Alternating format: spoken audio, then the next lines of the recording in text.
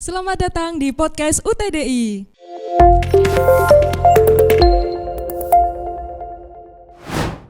Oke, halo semuanya. Kembali lagi bersama kita di podcast UTDI. Di episode kali ini kita bersama dengan the one and only profesor yang ada di UTDI, yaitu Prof. Ningrum. Tepuk tangan semuanya. Oke, jadi untuk teman-teman semua, kok bisa dibilang ya profesor satu-satunya di UTDI, dan mungkin ada yang teman-teman semua yang pernah diajar oleh beliau, karena beliau adalah Ningrum adalah salah satu dosen senior di kampus UTDI atau di kampus Akakom untuk dulunya ya Bu. Iya, betul. Nah, 30 tahun. 30 tahun. Iya. Oke. Kita sama kita yang masih kuliah aja udah lama Bu Ningrum. Nah, jadi gini Bu, mungkin kita cari tahu dulu background-nya Ibu ya, karena kan kebanyakan orang tahu Ibu itu sebagai udah jadi dosen ya, dan kita tahu Ibu juga sebagai warek untuk sekarang wakil rektor 1 nih. Nah, tapi kan untuk mencapai ke titik ini dulunya itu apakah sebuah cita-cita Ibu atau dulunya ya kayak kita mahasiswa pada umumnya ini kayak ya udah going to flow aja lah sekarang karena realita kayak gitu, daripada kita cuman berhayal-hayal aja, cuman ya udahlah realistis aja lah gitu. Nah, untuk Bu Ningrum sendiri dulunya itu kuliah di mana, pas kuliah itu ada cita-cita atau ke dosen atau sampai sekarang nih ke prof itu atau enggak gitu Bu? Baik, terima kasih. Salam sehat untuk semuanya. Ya kalau dibilang dari awal cita-citanya mau jadi profesor, kayaknya belum ya, belum. Ketika kuliah itu, apalagi kuliah S1 ya, apalagi sebelumnya ya SD, SMP, SMA itu ya kuliah sekolah-sekolah aja gitu ya. Terus kemudian kuliah ya waktu itu ya karena saya pengen belajar tentang komputer sehingga saya mendaftarkan di program studi yang ada komputernya begitu di Elektronika Instrumentasi UGM gitu. Nah, terus kemudian ketika kuliah ya sepertinya sama aja ya. Saya tidak terus kemudian besok pengen jadi apa, pengen apa gitu ya. Pokoknya kuliah-kuliah aja gitu. Ketika kemudian lulus saya juga mungkin juga karena ada pengaruh dari keluarga ya, bapak ibu saya guru, kakak-kakak saya juga guru gitu ya, sehingga saya juga lihat kok kayaknya enak ya jadi guru gitu ya. Terus kemudian saya sempat mendaftar di perusahaan tapi terus kemudian nggak mendaftar lagi, semuanya saya mendaftar ke sekolah maupun perguruan tinggi. Jadi memang ketika lulus itu tahu-tahu aja pengen ngajar aja gitu. Oke, Ya, Bu. sehingga mendaftarlah ke sini. Oke. Berarti dulunya itu karena ada yang bilang ini Bu, lingkungan itu tidak berpengaruh untuk kita, tapi ada yang bilang juga lingkungan itu sangat berpengaruh untuk perkembangan diri. Itu berarti kalau dari Ibu itu berarti lingkungan itu sangat berpengaruh untuk diri Ibu sendiri ya berarti ya? Iya betul, karena saya tumbuh besar di keluarga yang ya dari kecil saya ikut ibu saya ke sekolah gitu ya. Jadi saya dulu itu sekolah dulu kelas 2 dulu. Kelas 2 SD yang ikut ibu saya ngajar di kelas 2 SD, baru turun ke kelas 1 gitu. Jadi dari kecil itu saya sudah ikut di kelas gitu karena kebetulan sekolah di desa ya, di rumah nggak ada yang ngomong lah gampangannya, ya sudah ikut ibu aja ke sekolahan gitu, seperti itu. Oke, berarti sekolah dulu sebelum masanya ya, Sebelum masanya. Nah, tapi pada saat dulu itu ya Bu, untuk ke jenjang dari S1 ke mana ke menjadi dosen ini. Nah, berarti dulu tuh sempat kayak nyoba-nyoba aja atau kayak ya udahlah, daripada kan dulu tadi kan Ibu bilang pernah daftar ke industri nih gitu kan. Nah, saya sebenarnya mau tanya juga Ibu, karena apakah dosen itu lebih relevan yang ke industri dulu atau yang langsung kayak oke, dosen tuh bisa nih nggak ke industri, nggak tahu tentang industri, tapi langsung ke ngajar aja secara teoritis dan riset gitu, itu masih relevan yang kayak industrial atau yang based on riset gitu. Oh ya, Karena baik. kan ada beberapa orang itu gini Bu, karena beberapa dosen juga itu kan sering bilang gini, udah besok kalau misalkan ini jadi dosen aja nih gitu. Tapi kan kita sebagai mahasiswa, aku dan teman-teman gitu, itu kayak kiranya kayaknya mending ke industri dulu deh gitu. Nanti dosennya belakangan kalau ada urgensi ke S2 gitu baru nanti untuk masa tua gue dosen oke deh gitu. Iya, ya itu masalah pilihan ya, masalah Iya. pilihan memang gitu ya. Tapi memang kalau nilai lebihnya kalau ke industri dulu itu memang sudah mempraktekkan apa yang menjadi teorinya itu dipraktekkan gitu. Tetapi tidak berarti bahwa ketika langsung jadi dosen itu juga apa namanya nggak bisa praktek seperti itu. Sekarang kan dosen berkegiatan itu kan ada nilai plusnya juga. Nah, dosen berkegiatan itu salah satunya ada kemudian dosen bisa berkolaborasi dengan industri untuk apa namanya, entah riset, entah kemudian dosen untuk nyicipi pekerjaan di industri, entah proyek-proyeknya seperti itu. Itu bisa menjadi satu bekal untuk dosen tidak hanya teorinya saja ya, tetapi juga prakteknya ada di situ. Gitu. Jadi ketika lulus langsung jadi dosen itu bukan berarti terus kemudian tidak bisa mempraktekkan di industri gitu. Bisa ada banyak jalan lah untuk dosen bisa berkolaborasi dengan industri. Gitu. Oke. Jadi untuk saya sendiri ya itu kan sebuah kayak hal yang belum pernah saya lakukan. Belum saya dalami itu, terus dengan kayak gini kan jadi agak tahu, dan ada beberapa teman juga kalau misalkan ada yang nanya gitu dengan sok tahuan saya gitu.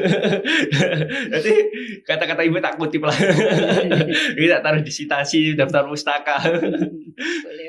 Nah, dan fun fact ya teman-teman, Bu Ningrum ini, atau saya nyebutnya Bu Ningrum sih karena terlalu biasa. Nah, apa ya? kalau Bu Ningrum sendiri itu adalah salah dosen pembimbing tugas akhir saya teman-teman, dan apa ya, saya merasa itu tugas akhir saya sangat enak gitu Ibu, karena jarang banget dosen yang mau mengoreksi tugas akhir itu di malam hari. Dan kurang ajarnya saya itu jam 9 baru tak kirim, jam 9 malam. Nah, itu kalau buat Ibu sendiri nih, semasa menjadi dosen ini ada hal-hal kayak, pasti kan kalau misalkan kayak tugas akhir itu kan ada hal yang kayak mahasiswanya susah dicari atau mahasiswanya lagi unik nih gitu, ada gitu. Tapi ada nggak kayak hal lucu yang kayak pernah Ibu merasakan sebagai kayak dosen membimbing gitu? Iya, kalau saya sih melihat mahasiswa itu selama berproses itu saya juga aktif gitu. Bahkan kadang-kadang mahasiswa nggak aktif, saya yang aktif untuk apa namanya menyapa mahasiswa, gimana skripsimu 1 semester harus selesai dan sebagainya Ya, seperti benar, itu ya. saya merasakan banget itu. Karena saya diteror juga Jadi teman-teman. tukang oya-oya ya. Ya karena ya gimana ya, saya juga punya merasa tanggung jawab moral gitu. Mahasiswa itu ya harus ini ya harus segera lulus gitu. Ya mungkin mahasiswanya juga nggak tahu, ada yang seneng ada yang enggak gitu ya, ada yang Iya, seneng doya-oya ada yang enggak gitu ya. Nah itu kalau ini ya mahasiswa ngubungi saya jam berapapun begitu ya, ya paling kalau terlalu malam gitu ya nggak tak bales gitu ya, paling pagi gitu ya, kalau sudah terlalu malam gitu. Kalau emailmu mau jam berapa oke saja nggak apa-apa, kalau email kan saya bisa membuka ketika saya bisa kalau saya sudah mengakses email begitu ya. iya. Jadi silahkan, cuman saya memang baik kalau ini secara umum ke dosen itu ya sebaiknya sebelum jam 10 lah gitu paling tidak gitu. Ada dosen yang kemudian pokoknya intinya perhatikan dosennya itu kebiasaannya seperti apa karena masing-masing beda. Iramanya beda. Mungkin ada dosen yang jam 8 sudah sare, sudah tidur gitu ya. Ada yang kemudian malah bisanya malam gitu karena on-nya malam gitu. On-nya malam ya, sambil gitu. ngopi aja loh. Ayo. Ya, sambil ngopi oke aja gitu ya. Jadi kalau saya sarannya ke mahasiswa ya lihat kebiasaannya dosen, jadi harus tahu gitu supaya memang bisa klik gitu ya. Bener. Ya, gitu. Oke, jadi ibu tuh berarti tipe dosen yang ya feel free aja lah gitu, atau kayak kalau jam segini jangan diganggu dong gitu, atau kayak ya udah kalau misalkan ada pertanyaan atau apa silakan hubungi ibu, cuman mohon maaf gak bisa langsung pas respon gitu. Kalau ibu tuh tipe dosen yang kayak gimana nih bu? Dihubungi Iya. kapanpun nggak apa-apa, tapi mohon maaf nggak pas respon, atau kayak yang jam segini jangan dulu deh gitu, paling saya udah tidur atau gimana gitu. Kalau saya ya silakan aja sih kalau menghubungi saya gitu Iya. ya. Cuman ya mungkin kalau saya pas nggak mood malam-malam gitu ya mungkin terus ini. Jadi memang kalau saya bilang ke mahasiswa ada mungkin kadang-kadang kalau pas saya banyak kegiatan ada WA itu kebaca kadang lupa membalas. Nah sehingga saya selalu bilang mahasiswa kalau saya setelah lewat hari saya nggak membalas tolong saya di WA lagi diingatkan gitu. Oh, Ya. iya, iya. Jadi ya tidak hanya orang ya orang lain lah gitu, tidak hanya orang lain saja yang kemudian lupa untuk membalas. Saya juga ada pernah gitu ya mahasiswa BA saya lupa membalas gitu. Iya. Karena kadang-kadang pas baca pas gitu, pas rapat kebaca gitu ya. Terus kalau sudah kebaca kan notisnya hilang ya. Jadi Iya benar. itu terus Apalagi lupa gitu. kadang kalau misalkan kalau lagi hektik gitu banyak acara juga, kadang bacanya cuma lewat notif, terus pas udah baca kita kiranya udah balas. Padahal kita baca gitu. cuma lewat notif aja gitu. Itu Padahal baru dipikir mau balas. Iya. baru dipikir ya. Iya. Udah kepikiran nih mau balas apa, cuman kok kayaknya udah tak balas ya tadi deh gitu. Kayak nah, dan gini Bu, untuk kayak jenjang pendidikan nih, kita bicara tentang pendidikan aja nih Bu. Nah, untuk pendidikan Ibu itu kan dari S1 menjadi dosen nih, terus baru berarti S2 itu ketika ada regulasi dosen minimal S2 ya Bu? Iya betul ya. Oke, Karena harus S2. Karena regulasi itu ya. Iya. Nah, karena S2-nya itu kan karena regulasi nih Bu. Nah, Hmm. tapi ketika pas S3 menjadi dokter itu emang kemauan Ibu atau ya karena adanya regulasi lagi itu kayaknya kok masih stuck di sini dan sampai ke profesornya juga ini Bu. Nah, itu ada dorongan apa nih Bu kok bisa sampai ke tahap yang sekarang ini gitu? Baik, terima kasih. Jadi kalau saya cerita ya, itu kan ada yang namanya jabatan fungsional untuk dosen. Saya tuh mendapatkan jabatan fungsional lektor kepala itu 2013 ya. Tahun 2013.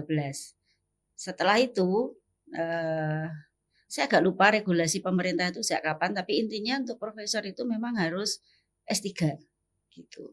Harus S3. Jadi dari 2013 itu saya tidak bisa naik lagi karena sudah mentok, kalau mau naik berarti saya harus S3 gitu. Nah, sehingga kemudian saya mencoba membangun niat gitu, untuk mendaftar kuliah S3. Dan memang ketika saya mau kuliah S3 itu saya memang sudah bercita-cita ya S3 karena pengen profesor gitu.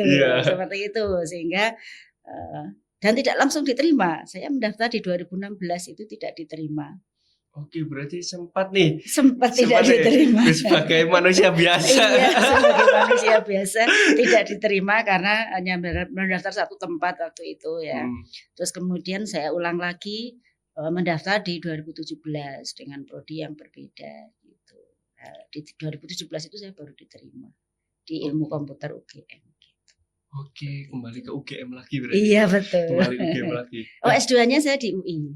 Iya, makanya itu kembali ke UGM lagi kan. S1 UGM nih, terus S2-nya UI. Nah, terus S3-nya UGM lagi nih. Iya. Nah, tapi kalau misalnya pas dulu kan S2 itu berarti secara online Bu kalau di UI itu Bu, atau kayak enggak, saya di sana biasa. Reguler stay di sana, saya 2 tahun di sana. Oke, berarti di sini kayak vakum dulu gitu. Iya. Untuk menjadi pengajar. Ya, tugas belajar full, saya kuliah gitu. saja gitu. Oke. Ketemunya berarti sama anak-anak muda dan campuran ya Bu kalau misalkan itu. Ya, S2. ada yang baru lulus S1 langsung S2 jadi teman saya waktu itu. Terus panggilnya apa nih? Ya Mbak aja. Mbak Mas aja. berarti sadar langsung menjadi muda nih tiba-tiba nih. Iya, betul. Tapi lucu sih. Soalnya kan gini ya, Bu, kalau pernah pas dulu itu Ibu pernah kayak kepikiran ya sih Bu kayak berhayal secara liar aja misalkan nih Ibu pas nurusin S2 atau S3-nya gitu. Terus tiba-tiba ada mahasiswanya yang dulu diajar, terus tiba-tiba sekelas nih gitu kan kalau biasanya sekelas kan manggilnya Mbak gitu dia, kakak atau gimana. Terus itu dipanggil ibu sendiri yang lain manggil kakak gitu. Ada rasa kayak lucu gak sih Bu kalau cari itu? Pernah kepikiran Iya. gitu Bu? Ya bisa jadi itu terjadi ya, bisa jadi itu terjadi ya. Jadi apa namanya dulu muridnya, sekarang temannya. Nah, sekarang aja misalnya dulu murid saya, sekarang teman dosen saya, itu kan? Iya sih benar sih. Benar sih. Banyak sih malah ya Bu. Iya betul. Banyak juga ya. Iya, jadi ya ya harus menyesuaikan gitu, harus menyesuaikan. Kalau dulu apa namanya memandang sebagai mahasiswa, sekarang udah enggak lagi. Ya kalau teman sekelas sih sebenarnya jadi teman sekelas saya belum pernah jadi murid saya jadi teman sekelas itu belum pernah gitu. Belum pernah ya? Ya, belum. Belum siapa juga. Oke. Nah, dan ini Bu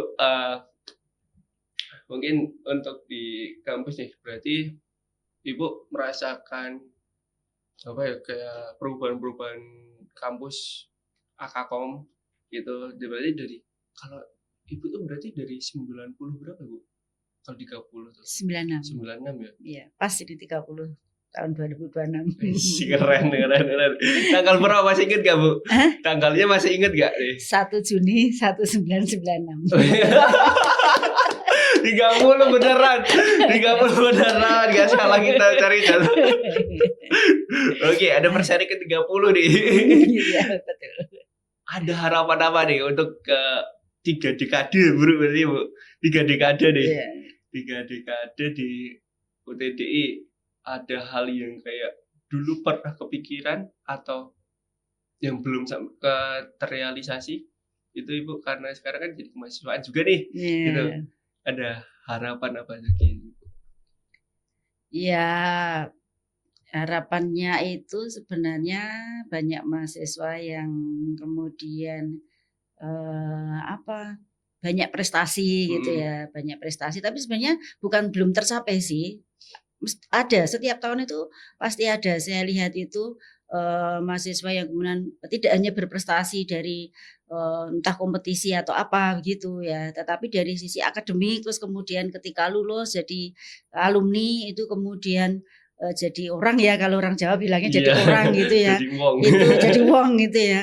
Itu ternyata cukup banyak ya. Jadi mahasiswa-mahasiswa itu ketika kemudian mereka datang menyapa atau sekedar say hello itu rasanya sudah senang gitu. Oh ya ini mahasiswa saya dulu ini ketemu misalnya ke Jakarta, terus diajak ketemu begitu itu rasanya senang. Wah ini sudah jadi orang ini mahasiswa gitu, seperti itu. Nah harapan saya sih semakin banyak dan syukur bahwa semua mahasiswa yang lulusan sini itu nanti jadi orang entah apapun gitu. Dan di kampus itu tidak hanya kalau anak-anak sekarang kan bilangnya kupu-kupu ya, kuliah pulang gitu ya. Kupu-kupu, iya. Dulu Anda juga pernah kan? Saya kupu-kupu banget. Jujur saya kupu-kupu banget ya. Gak ada kayak ya apa yang nongkrong gitu, gak ada gitu. Nah itu. Jadi apa namanya kegiatan itu menurut saya harus gitu ya, karena apa itu mengasah soft skill-nya gitu, sehingga ketika masuk ke dunia kerja itu kan mau nggak mau tetap berhubungan dengan orang, mau menjadi wirausaha juga harus cari relasi gitu, mau kerja di kantor juga ada teman sekantor dan sebagainya gitu ya. Nah ini kemampuan seperti itu mungkin tidak sepenuhnya bisa dapat di kelas meskipun ada pengembangan diri dan sebagainya ya. Tapi memang perlu dipraktekkan dengan mengikuti organisasi lah, terus mengikuti kegiatan-kegiatan apa. Kemudian untuk memperbanyak kemampuan itu asahlah dengan mengikuti kompetisi apa itu sebenarnya kan memperbanyak memperdalam kemampuan ya gitu, menguji membuktikan juga membuktikan kalau ini sebenarnya saya seperti apa, posisi saya di mana gitu dengan teman-teman yang lain yang di luar kampus ini, dan banyak kok yang berhasil. Jadi saya yakin pasti anak-anak UTD ini pasti akan bisa lah gitu. Keren. Harapannya sangat bagus teman-teman.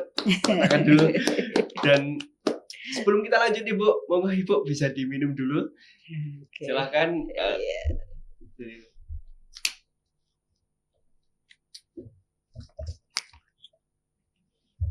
Ini teman-teman nggak bisa nebak nih air apa.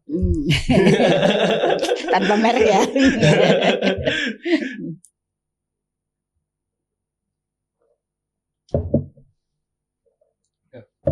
Tapi beneran Bu, tadi itu yang Ibu bilang kalau misalkan Ibu ke luar kota atau kemana gitu terus ketemu dengan alumninya gitu ya, itu saya juga kadang merasakan juga Bu, bukan karena saya kan saya lebih sering tuh ketemu dengan senior alumni senior gitu.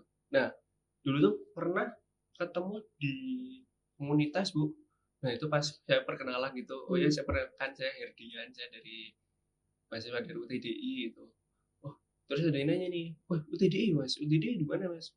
Di Janti yang dulunya Kakom. Wah Kakom itu Mas, ada nih alumninya gitu. Dan pas saya bilang kayak gitu kan banyak nih mahasiswa yang lain juga gitu Bu.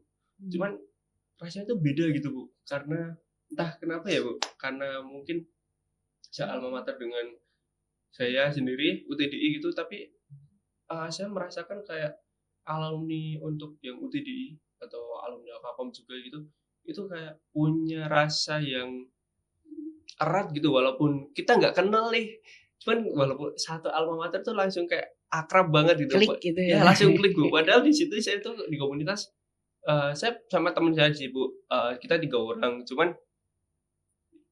kita ngiranya tuh mau bakalan di sana tuh 3 orang doang gitu loh Bu. Nah pas itu tahu kenal gitu langsung pada gabung langsung buat sekte UTDI di komunitas. Dan itu rasanya lucu banget tuh. Itu membuat kita nyaman bahwasanya kayak oh kalau walaupun kita di UTDI, misalkan kita di UTDI terus kita udah jadi alumni juga, itu nggak cuma di kampus gitu loh. Kita punya dapat teman dan relasi juga. Cuman walaupun nantinya alumni juga itu lebih klop dan lebih klik juga ketika kita bertemu di luaran malahan gitu. Itu sangat wah banget ya. Saya merasa terhormat banget. Ya itu kan ikatan alumni kita itu cukup kuat. Jadi saya kira ini modal yang bagus ya untuk anak-anak nanti kalau lulus itu terus kemudian nggak dilepas. Itu memang kampus kan memang harusnya tetap memantau ya anak-anaknya seperti apa, perkembangannya bagaimana begitu. Dan mereka juga sudah punya circle gitu loh, circle anak-anak. Saya kira di mana-mana itu pasti ada teman ini dari TDI kemana gitu nanti kumpul, entah mungkin nggak banyak gitu ya, tapi pasti bisa kumpul ketemu ya, dan kemudian saling berbagi gitu, berbagi pengalaman, berbagi apa berbagi gitu ya, juga, berbagi loker gitu ya. Itu yang pasti itu info loker. Ya betul. Nah soalnya gini Bu, kalau sekarang gitu kan ada orang yang bilang kayak mungkin untuk lowongan pekerjaan saat ini itu kadang sulit gitu, kadang juga nyarinya yang senior yang berpengalaman juga gitu. Nah kalau dari sudut pandang Ibu nih, untuk berpengalaman itu apakah kita yang udah bekerja, misalkan nih ada satu lowongan minimal berpengalaman 1 tahun di Laravel gitu ibaratnya Bu, atau di Flutter gitu kan.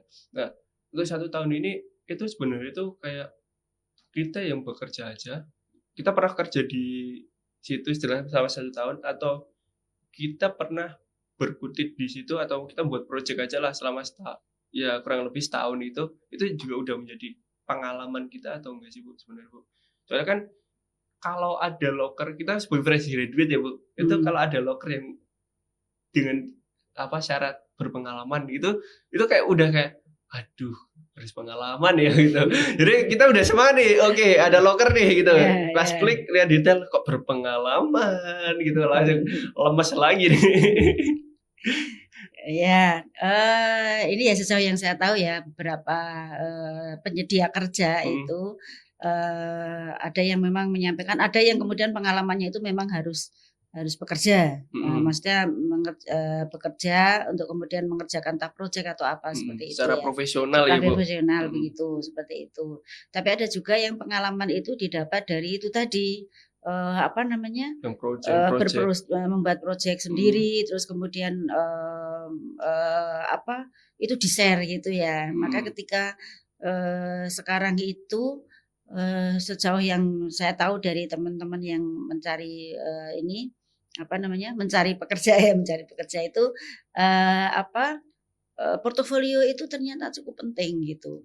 Ya, beberapa kan kita kan sekarang sering mendatangkan dari industri itu ya, kuliah umum gitu ya, seperti itu. Nah ini dari beberapa kuliah umum itu saya kok bisa menyimpulkan bahwa portofolio itu penting untuk mahasiswa. Jadi ketika mahasiswa itu pengalaman mengerjakan sesuatu atau pengalaman bekerja gitu, itu ya bisa didapat dari magang lah, dari kemudian mungkin sertifikasi dengan membuat proyeknya itu bisa di-up ya, entah mau di-up di mana gitu, yang penting itu bisa jadi portofolio, itu jadi bekal yang bagus untuk mahasiswa. Dan ini mungkin menjembatani pengalaman-pengalaman yang selalu diminta gitu ya, yang diminta. Bener, kayaknya hampir semua ini kan harus pengalaman, harus experience di bidang ini gitu ya, seperti itu. Nah susahnya itu memang masing-masing beda-beda gitu, beda-beda. Nah sekarang mau fokus di mana gitu, yang penting itu adalah menurut saya ketika kita untuk yang FTI misalnya ya, untuk yang FTI itu ya pengalaman di programming itu udah logika algoritma programnya itu bagus. Kemudian yang FMB ya bagaimana kemudian logika algoritmanya untuk bisnisnya itu juga bisa masuk. Saya kira menurut saya itu bekal yang penting, berpikir kritis itu menjadi bekal yang penting. Itu hanya bisa dipelajari dengan cara menurut saya ya, itu dengan banyak berlatih. Iya, dan banyak menghadapi masalah. Menghadapi masalah. Terkadang masalah itu hadapi saja, nggak usah sambat. Tapi kadang sambatnya juga perlu untuk sambat boleh, tapi tetap dijalankan, gitu, dikerjakan. Ya, gitu. Kalau ada masalah kita hadapi untuk selesaikan, tapi terkadang kita perlu sambat untuk menetralkan mental. Ya, jangan sampai mentalnya ini yang kena ya, jangan sampai itu ya. Ya, karena kadang-kadang ada yang bilang ya curhatan gitu kan, Bu. Nah, ngomong tentang portofolio nih, Bu. Saya tuh riset Ibu itu dari IG, sosial media, dari LinkedIn gitu. Yang paling keren tuh LinkedIn. Persis kayak Bu Kiki. Kosong. Yeah. Jadi saya langsung bingung. Loh, ini gimana ini ya? Cari riset ya, mau cari lagi nih sama Ibu gitu kan. Yang muncul jurnal. Astaga, masa iya sih baca jurnal gitu. Masa baca jurnal banyak banget gini. Nah, dan gini Bu, lucunya nih, untuk orang-orang yang sudah, misalkan nih Kak, saya bilangnya Ibu tuh udah mapan nih untuk menjadi dosen nih. Ya, untuk portofolio itu masih penting atau itu portofolio hanya untuk kita share pengalaman saja gitu Ibu? Kalau buat Ibu sendiri atau Ibu Facebook, sebenarnya saya juga tahu sih Ibu punya portofolio ada di website sih. Beda sih ya. Tapi kalau misalkan nih kita bilangnya kayak portofolio pihak ketiga nih, kayak LinkedIn gitu. Nah itu Ibu dulu pernah ngisi itu nggak sih Bu dulunya Bu? Karena dulu waktu saya kuliah itu belum populer ya. Iya sih benar sih. Ketika saya kuliah yang belum kerja gitu ya, itu belum populer, ada model LinkedIn, Git dan sebagainya seperti itu ya. Nah sekarang ini karena kita tuntutan kerja harus credit point dan sebagainya itu, dan kita itu lebih banyak yang dilihat itu dari ID Scopusnya, ID Sintanya, seperti itu gitu. Koleksi Sinta ya. Iya, jadi yang kita isi lebih banyak itu yang di situ seperti itu. Jadi berarti udah beda urgensi ya Bu. Iya betul. Beda. Iya. Kebutuhannya juga udah beda karena ya. Kebutuhan kita kan untuk Ya ini supaya apa namanya ketika kita tuh setiap semester kan ada evaluasi gitu, kita dievaluasi gitu. Nah evaluasinya itu harus memenuhi nilai tertentu. Nah nilai tertentu itu didapat dari beberapa hal itu tadi. Nah itu yang kemudian kita penuhi isinya gitu, Iya. seperti itu. Dari ini ya Bu, kayak mengajar, mengabdi, sama satunya lagi tuh Penelitian. penelitian. Iya.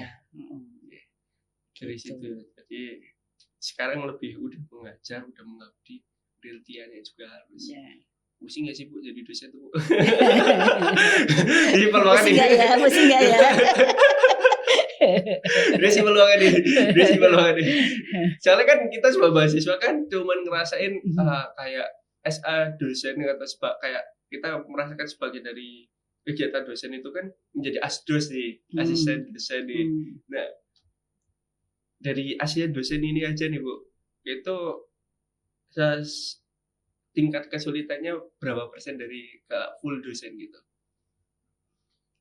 Iya. Pasti ada keluh kesahnya. Ya, kayaknya ya semua pekerjaan pusing sih ya. Menurut saya ya pasti ya ada saatnya kemudian mengalami kesulitan gitu ya untuk mengerjakan sesuatu, mungkin ada masalah yang harus diselesaikan dan sebagainya gitu. Tapi menurut saya itu bukan hanya karena saya dosen, tetapi karena mahasiswa saja punya kepusingan sendiri Iya gitu sih, ya. benar sih. Nah, yang bekerja Baru- di semua tempat gitu menurut saya ada kesulitannya masing-masing. Jadi kalau menurut saya ya yang penting nikmati saja. Iya. Tadi ya Bu, tetap ya Bu, Iya. dihadapi Dihadapi, dan sambat. kemudian sambat boleh, tetapi masalah harus tetap diselesaikan. Gitu. Oke. Nah, terus ini Bu, kalau misalkan nih kita tuh sering dihadapi oleh hal-hal yang kayak kebingungan nih. Dulu tuh Ibu kan sekarang fokus ke mobile nih Bu. Iya. Nah, sekarang ke mobile. Nah, dulu juga merasakan kayak aku sendiri nih Bu, itu bingung nih mau kemana nih gitu untuk ke depannya nih, karena kadang tuh kita karena mencoba segalanya, ibaratnya kita makan nih di meja makan tuh banyak makanan, nah kita nyobain semuanya, cuman kita bingung mau ngabisin yang mana gitu. Nah itu saya merasakan kayak gitu tuh di sebagai orang IT nih, karena mencoba yang mencoba cloud, mencoba website, mencoba mobile dan lain sebagainya. Nah, saya sering kali kayak ngesurvei nih orang-orang yang kayak kok udah memutuskan di Android itu karena apa sih itu, atau memutuskan di website itu karena apa. Nah, kalau Ibu sendiri nih alasan memutuskan untuk di full di mobile itu karena apa nih Bu? Dan untuk profnya juga kan ini kan di mobile juga kan, tentang mobile juga. Nah, itu karena apa ini Bu? Itu keputusan itu atau pertama kali saya terjun ke dunia mobile itu karena memang tuntutan mengajar. Yeah. Jadi waktu awal-awal itu waktu itu saya di Kaprodi sebagai Kaprodi. Nah, itu saya punya mendapat tuntutan dari diri sendiri. Kalau ada materi baru itu harus saya sampaikan ke mahasiswa. Nah, kebetulan waktu itu materi barunya itu adalah mobile salah satunya ya, buku Java mobile dulu Symbian gitu ya, seperti itu. Nah, ini kemudian ini saya harus menularkan ke mahasiswa ini hal baru ini. Maka saya belajar gitu. Saya belajar, kemudian dulu kan materi baru pakai workshop itu ya, kayak Kapita Selekta gitu ya. Nah, kemudian kita mengajarkan seperti itu, berkembang kok saya senang gitu. Saya senang ngutak-atik aplikasi mobile gitu. Nah, keterusan sampai S3-nya di situ. Oke. Jadi ya karena matkul yang diajarkan mobile, terus ya karena sebagian kehidupannya di mobile terus ya. Oke, Bu. Nah, untuk S3-nya nih, Bu. Itu lebih tentang apa itu, Bu? untuk tes S3-nya nih. Karena kan saya juga saya kemarin lihat tuh hanya di judulnya juga nih, di judul. Cuman nggak ngelihat tentang belum tahu tentang fullnya ini. Itu tentang apa yang dibicarakan juga gitu. Nah, itu sebenarnya tentang apa, Bu?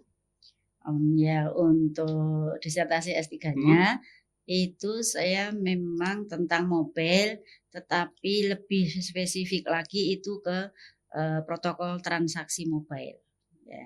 Keamanan, protokol yang aman lah gitu, seperti itu. Jadi ketika kita bertransaksi dengan mobile itu kan orang harus merasa aman ya, orang harus merasa aman. Apalagi sekarang gitu kan banyak ini ya, banyak apa namanya, banyaklah hal yang kemudian berhubungan dengan mobile yang kemudian menjadi satu hal yang tidak aman gitu. Yes, Nah, kadang banyak scam juga gitu. ya, nanti kemudian saya membuat protokol yang aman gitu untuk mobile. Gitu. Berarti itu tentang kayak keamanan dari mobilnya ya, Bu? Keamanan transaksinya. Malahan. Iya. Transaksi khususnya pakai NFC. Pakai NFC. Iya. Itu kalau misalkan kayak gitu tuh kita harus punya apa ya, kayak berarti kita harus punya asetnya dulu ya, Bu, semuanya. Dari kayak itu Ibu pakai apa, Bu, untuk ini ya? Kayak secure keamanannya itu. Pakai. Soalnya saya belum nangkap nih, Bu. Jujur aja saya belum nangkap nih dengan penalaran yang amburadul saya ini. Ketika transaksi mobile itu kan ada data-data yang kita sebut sebagai data kredensial gitu ya. Nah, data kredensial itu adalah data yang memang kalau sampai ke ambil orang itu kan jadi masalah. Yes. Nah, data ini ketika mau dikirimkan dari satu mobile ke mobile yang lainnya itu harus dienkripsi. Oh iya tentang enkripsinya berarti. Yeah. Secara awamnya nih. Dienkripsi terus kemudian baru dikirimkan, nanti si penerima akan mendekripsi gitu, baru kemudian transaksi dilakukan. Oke. Singkatnya seperti Singkatnya itu. Iya. Kalau ini paham, kalau ini sekarang paham kalau ini. Kalau ini paham. Soalnya teman saya juga ada ini, Bu. Dia anak UTD, Bu, sebenarnya. Dia lagi magang. Nah, terus dia iseng banget tuh buat website tentang enkripsi chat. Jadi kalau kita ngechat itu, kalau misalkan orang yang nggak tahu itu pasti cuma tulisannya abreviasi gitu kan. Kalau enkripsi kan kayak gitu kan, Bu. Kayak kode kayak gitu kan. Nah, pernah tuh kita iseng di grup. Terus kita kirim kayak gitu, misalkan, halo guys, malam ini ada info ngopi nggak ini gitu kan. Nah, harusnya kan kayak gitu tulisannya. Cuman itu nggak, kita enkripsi, kita kirim ke grup. Nah, untuk yang baca itu harus deskripsi dulu. Nah, gitu. Itu sampai orang-orang kayak pada muak ngelihat enkripsi di grup WA itu karena iseng-iseng aja ya. Tapi berarti itu tentang disertasi, Bu. Berarti yang namanya, Bu, kalau di S3. Nah, itu berapa bulan atau berapa minggu, Bu, untuk ngerjain ini? Ngerjain itu? Ya. Atau berapa bukan tahun? Bulan, bukan minggu itu, tahun. Tahun. Karena tadi ya dari 2017 ke itu saya 5 tahun, berarti 2022 itu saya baru selesai. Oke. 5 tahun saya kuliah di S2. Berarti dulu tuh di S3, sorry. Ya. Berarti dulu saya angkatan 21 masuk itu Ibu udah kuliah berarti. Berarti bareng kayak sama Bu Kiki gitu. Ya, sekitar sama Bu Kiki itu. Cuman untuk SK Profnya itu sendiri beda dari kok baru turun dari 2026 gitu, Bu. Itu kan beda ya, jalur yang berbeda. Itu jalur beda. Iya. Berarti untuk S3 dan Prof itu beda jalur gitu. Beda jalur. Jadi ini jenjang pendidikan itu menjadi salah satu syarat saja untuk mengajukan profesor. Profesor itu jabatan akademik. Jadi tadi lektor kepala tadi saya bisa naik ke profesor kalau punya ijazah S3. 1, 2 apa, 3 apa itu masih banyak. Gitu. Nah, yang sebanyak itu harus saya penuhi dulu setelah saya lulus gitu. Sehingga butuh waktu 3 tahun baru saya mengajukan. Berarti kuliah tuh malah lebih lama S3-nya daripada ini. pada S2-nya. S2 di sini aja 1,5 tahun. 1,5 2 tahun 2 ya. tahun S2. ya. S3 itu ya normalnya 3 tahun sebenarnya, tapi jarang yang selesai 3 tahun itu. Oke. Jarang dari fakultas yang saya ikuti itu jarang yang selesai 3 tahun itu. Paling enggak itu ya 4-5 tahun itu. Banyak kan seperti itu. Karena juga di Sambi ya Bu ibaratnya nggak ada yang kayak fresh graduate S2 langsung. Jarang ya fresh graduate S2 Jarang, S3 langsung itu. ada sih, ada Tapi yang jarang ya. tapi jarang memang. Tapi susah nggak sih Bu, masuk UGM untuk yang S3 ini? Ya, saya 2 kali itu. Harus 2 kali. Berarti itu pastinya kayak ujian mandiri ya Bu? Ujian mandiri ya? Betul ya? Ujiannya Atau itu beda presentasi proposal. Oke. Jadi saya harus sudah punya proposal dulu ketika masuk. Karena saya harus presentasi di hadapan pengujinya waktu itu 5 orang. Berarti sidang dulu baru masuk Iya, nih. betul. Padahal tiap hari nyidang orang nih. Nah, ini di Nyidang sidang. mahasiswa nih. Ternyata rasanya beda gitu loh. Tetap deg-degan, tetap apa gitu. Keluar-keluar ya nangis juga gitu ya. Aduh, aku terima gak gitu. Oke. Oke, lucu sih. Tapi keren sih Bu. Karena mungkin dulu tuh karena saya kupu-kupu terlalu kupu-kupu ya Bu. Jadi mungkin kayak kayak rektor atau wakil rektor itu kayak saya merasa kayak wah kayaknya orang-orang yang susah ditemuin gitu. Karena mungkin saya juga yang kuliah langsung pulang nggak kemana-mana nggak ada kegiatan kan. Jadi saya mikirnya wah rektor tuh susah ditemuin gitu, terus wakil rektor juga susah ditemuin. Terus makin kesini apalagi di S1 yang kelas karyawan itu kayak ternyata gampang-gampang aja ya. Kalau kita ada kepentingan yang sama gitu, gampang-gampang aja ya. Berarti saya terlalu memikirkan hal-hal yang tidak gitu. Ya karena nggak kenal tadi. Iya, ya sih. Ya sih. Sekarang aja saya kalau WhatsApp ibu aja nggak pakai perkenalan nama, NIM, prodi apa. Ya karena udah kenal kan. Ya, langsung. Gitu. Halo ibu. Biasanya mahasiswa juga sekali saja perkenalan, habis itu WA ya udah, saya udah tahu gitu. Saya hampir tidak menghapus nomor HP mahasiswa yang sudah saya simpan gitu. Kecuali kalau ganti HP, nah itu kadang-kadang ada yang hilang karena mungkin akunnya beda nyimpannya. Gitu. Kadang kalau kita sinkron di Google juga kan, kadang ada beberapa yang tidak tersinkron. Ya. Mungkin yang baru-baru apalagi terbaru nyimpennya gitu. Kadang kan nggak kesinkron karena pas sinkronisasinya kapan. Iya betul. Oke. Mungkin kita udah lama banget Ibu. Kita ngobrol udah lama bro, udah berapa menit nih? Kita ngobrol nih. Wah. Banyak menit terlalu lama ya. Mungkin sebelum penutupan kita minum dulu Bu. Oke. Minum dulu Bu sebelum penutupan. Dan siapkan ya kayak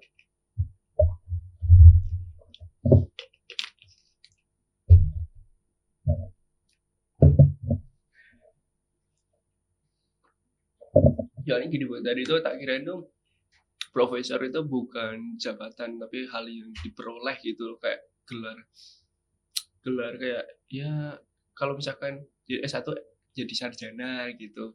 Tak kirain tuh seperti itu. Ternyata itu adalah sebuah jabatan fungsional. Ya. Iya.